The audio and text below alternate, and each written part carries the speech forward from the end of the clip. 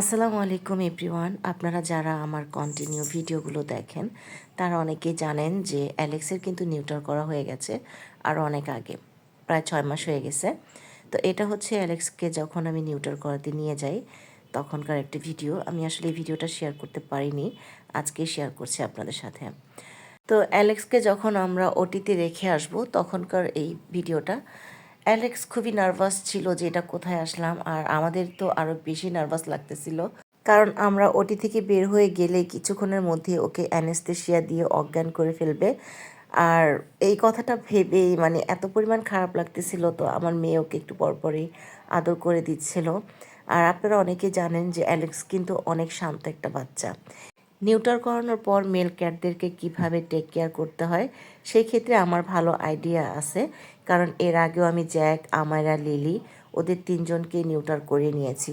আজকে হচ্ছে অ্যালেক্সকে নিয়ে 4 নম্বর নিউটার।